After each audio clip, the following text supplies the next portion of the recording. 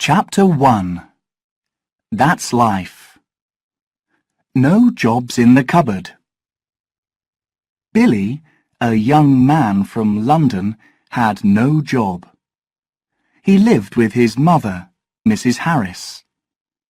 One day he asked her, "How can I get a job?" "Look in the newspaper," she answered. So he bought a paper and looked for jobs. There were a lot of jobs in London. He read the paper from front to back, but most of them were not right for him. Suddenly, he saw a good job in an office, so he wrote a letter to the boss of the office and sent it. A week later, he got a letter from the boss, Mr. Davidson. He showed the letter to his mother. "Please come to my office next Monday. I want to meet you and we can talk about the job." Mrs. Harris was quite excited and Billy was happy, but he was also very nervous. On the Monday morning, Billy got up early and had breakfast.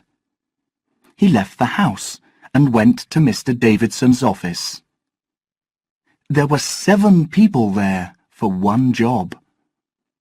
Mr. Davidson asked him to come into his office, and the other 6 people waited outside. He asked Billy a lot of questions. He was nervous, and he answered the questions badly. When Mr. Davidson finished, he smiled at Billy and said, "Thank you, Mr. Harris. Please wait outside." Billy thought, "I didn't answer all those questions very well." He stood up and walked to the door. But he made a mistake. It wasn't the door out of the office. It was a cupboard. What can I do now? Do I stay in the cupboard and wait, or do I go back into the office? He thought.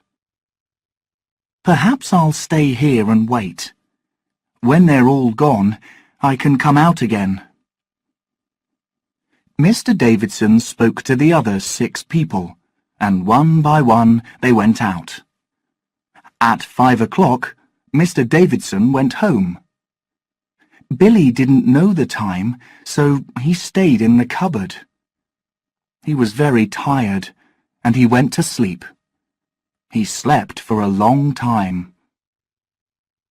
Next morning, the cleaner came in. She opened the door of the cupboard and found Billy. "What are you doing here?" she asked. "I came here for a job. Did I get it, do you know?" The Wrong Lover. A man from London, Mr. Harvey, had a very beautiful young wife. He was much older than his wife, and he began to think she was in love with a younger man.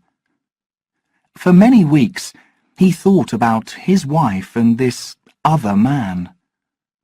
Every day he went to work, and he was more and more unhappy when he thought about them together. "What can I do? Am I too old for her? Perhaps she doesn't love me," he thought. He knew that his wife was at home all day. What does she do? Is she happy? Does she meet other men? One day, Mr. Harvey thought, "I'll go home in the afternoon. I don't usually arrive home at this time, so perhaps I can catch my wife with her young man." He arrived at his house at 2:30 that afternoon, and he was very angry because there was an expensive red car in front of his house. "That's the young man's car," he thought. He sat in his car and made a plan. "I know. I'll break the windows of the car." He found a small heavy box in his car and he broke every window of the red car with it, and the lights. After that, he sat and waited. 5 minutes later, a young man came out of Mr. Harvey's house and said goodbye to the beautiful Mrs. Harvey. Then this young man walked across to a big tree in the front garden, took an old bicycle and rode away down the street. The bigger, the better. A rich woman drove her big, expensive new car to the supermarket. She arrived and thought, "There aren't many places to park the car. Where can I leave it?" Suddenly, she saw a parking place between a big blue car and a motorbike, but it was very small. "It's going to be very difficult to get this big car in there, but I'll try." At the same time, 2 young women in a small old car came to the supermarket. "Where can we put the car?" the driver asked her friend. "Look, there's a good place, near that blue car over there," she said. It was the same parking place between the blue car and the motorbike. "Oh, yes," the driver said. "I can easily get in there." The rich woman started to turn her car into the parking place. "I hope I can get in there," she thought. Suddenly, the 2 young women drove into the parking place in front of her. The driver opened the window, looked at the rich woman and said, "When you learn to drive that big car, then you can do that too." The rich woman was very angry, but she said nothing. She turned her car and drove back as far as she could. Then she drove fast at the small car and hit it hard. She broke the lights and other things on the small car. She opened her window and called to the 2 young women.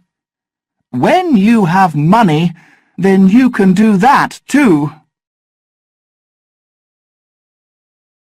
Cheap and easy. In a small town in the north of England, there was a big library with a lot of interesting books in it. People in the town could take the books home for 4 weeks and read them. They could have as many as 4 books each time. Different books about animals, boats, cooking and holidays or love stories. And then they had to take them back to the library. Every year, the library bought more and more books, and soon the building was too small for all the books. One morning in early autumn, the boss said, "November the 28th is a big day for us. We're going to move to a new library building. It's a much bigger and better building, but there's one difficult problem.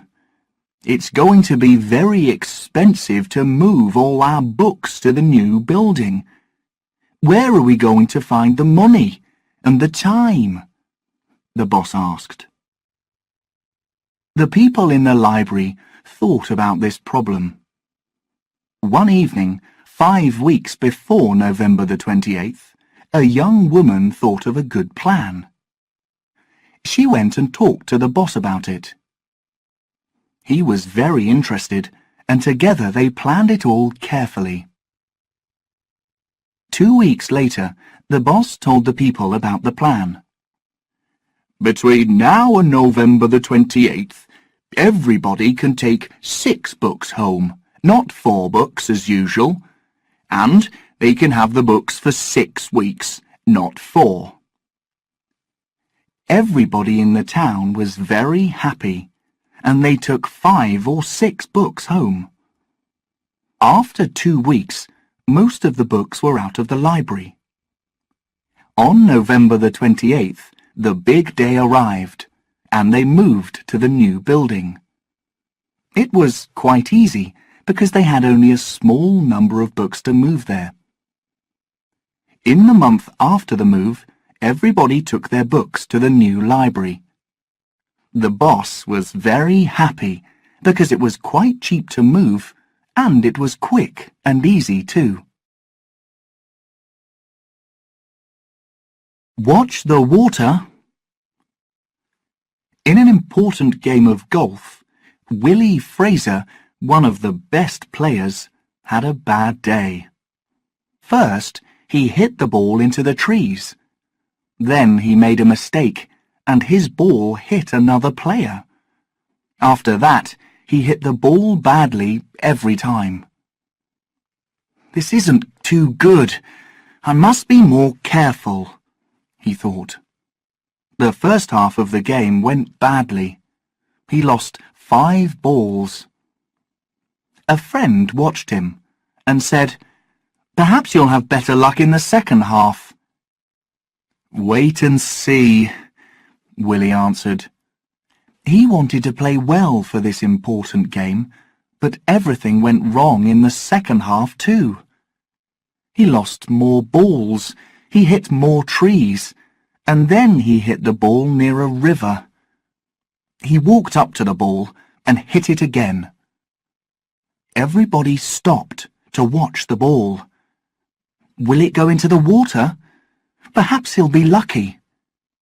But Willie wasn't lucky. His ball went into the water. He took his golf bag and threw it into the river after the ball. "Never again. That's it. I'm finished with golf." And he walked away angrily to his car. Suddenly he stopped, turned, and walked back to the river. All the players stopped again and waited. Willie arrived at the river and walked very slowly into the water. He stopped and carefully put his head under the water. "Oh no," his friend thought. "This is dangerous. I must help him." The friend ran to the river and was ready to jump into the water after Willie, when suddenly Willie found his golf bag, opened it, pulled out the keys of his car, climbed out of the river and walked away. Hit and Hear. Charlie, a man about 75 years old, often went to a bar in London and met his friends for a drink. He liked a beer or two, and he also liked to talk and laugh. In the bar, he and his friends remembered the old days and told stories about when they were young. Charlie had one big problem. He couldn't hear anything in his left ear. When his friends spoke to him, they had to sit on his right. He couldn't hear anything because of an accident. He was quite young at the time. One day in 1930, when he was a small boy, he was on a bus in Liverpool with his mother. The bus hit a car, and young Charlie hit his head on the floor. From that day, he could only hear in his right ear. One evening, Charlie was with his friends, Bert and Jack, in the London bar, and Bert told a good story about the old days. Charlie liked the story very much and began to laugh. He laughed and fell off his chair. He hit his head on the table and something fell out of his left ear onto the table.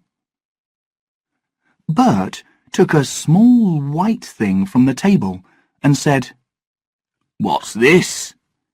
I think it came out of your ear." Jack looked at the white thing and answered, "It's a bus ticket." He looked again and said, "That's strange. It's a Liverpool bus ticket from 1930. Suddenly, Charlie said, "Oh, listen, I can hear in my left ear." "What?" said Jack. "I don't understand." "I couldn't hear with my left ear because that bus ticket was in my ear all that time," answered Charlie. They all laughed about the 1930 Liverpool bus ticket, and now his friends can sit on his right or on his left in the bar. Wrong in the head? In a new factory outside town, the people in the office didn't like Mr. Taylor, their boss. One day at lunchtime, Mr. Taylor walked through a market near his office. He saw some hats and thought, "I like those brown and black hats. Very nice." He thought about the hats for 2 or 3 minutes. "Perhaps I'll buy a brown hat tomorrow. I can wear it to work." The next day, he went back to the market and bought a brown hat. He wore it to work every day after that. But Mr. Taylor's brown hat was more for the garden than for the office. So everybody in the office laughed at him about it behind his back. 2 weeks later, 2 of the men from the office were in the market, and they saw some hats. "Look at those hats. They're the same as the boss's new hat," one man said. "That's right. He's got a brown one," the other man answered. "Let's buy the same hat. No, 2 hats. I've got a plan. Listen." The men bought 2 more hats, the same colour as Mr. Taylor's hat. But one hat was much bigger, and the other was much smaller. The next day, when Mr. Taylor was out for his lunch, the 2 men took his hat and left the bigger hat in the same place. At the end of the day, he took his hat and put it on. "This hat's too big," he thought. "Why? I don't understand." The next day, when Mr. Taylor was in the factory, the 2 men took the bigger hat and left the smaller hat in its place. When he was ready to go home, Mr. Taylor put on this hat, but it was very difficult. "Something's wrong here," he thought. "This hat's too small, but I think it's my hat." On some days, Mr. Taylor's hat was too big. On other days it was too small, and on some days it was right. After 2 weeks of these problems with his hat, Mr. Taylor began to think that something was wrong with his head, so he went to a doctor. "I've got a very unusual problem, doctor," he said. "My head is bigger one day and smaller the next, and sometimes it's okay. What do you think is wrong with me?" Red Faces at Christmas. Mr. and Mrs. MacDonald lived in a small town in Scotland with their 3 sons. One morning in November, they got a letter from Mrs. MacDonald's brother, Tom King, and his wife Susan in London. Mrs. MacDonald read it to her husband. "Please come and have Christmas with us in our new house. It's very big, so you can all stay here. Come on December the 24th.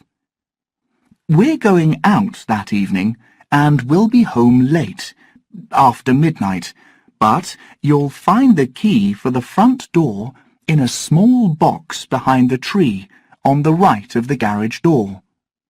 We'll see you then. That's nice, Mr. MacDonald said. It'll be interesting to see their new house. The three boys were excited because they liked London. On December the 24th, the MacDonald family drove down to London. They arrived there late that evening and found the right street and the new house. There were no lights in the street, so it was very dark. Mr. MacDonald parked the car in front of number 22, and they all got out. Right, he said. First, let's find the key. Mrs. MacDonald said to the boys, Go and look for the key in the box behind the tree. It's on the right of the garage door. The boys came back after 2 or 3 minutes. We can't find the key. We looked carefully, but it isn't there, the oldest boy said. What do we do now? Mrs. MacDonald asked. There are no lights in the house. Remember Tom's letter. They'll be home very late this evening, after midnight, Mr. MacDonald said. Perhaps the front door is open. Let's see. They were lucky. The front door was open. They went in and turned on the lights. They went through to the kitchen. Everything was new. Mrs. MacDonald made some tea, and they sat in the front room and drank it. Mr. MacDonald looked at some photographs on the desk. He turned to his wife and said, I don't know any of the people in these photos. Do you? Mrs. MacDonald looked at them and answered, No, it's not my brother and his family. Perhaps they're photos of their friends. They finished their tea and went up to the bedrooms. They were tired after the long drive from Scotland, so they all slept well. The next day was Christmas, and the MacDonald family came down for breakfast. They went into the kitchen and saw a man and a woman there, but they didn't know them. Who are you? Asked Mr. MacDonald. Philip and Rosemary Brown. This is our house. Who are you? Oh, no, this isn't Tom King's house, Mrs. MacDonald said. I'm Janet MacDonald, Tom's sister. He asked us to stay for Christmas. We arrived late last night and couldn't find the key, but the door was open, so we walked in. Mr. and Mrs. Brown laughed. This is number 22.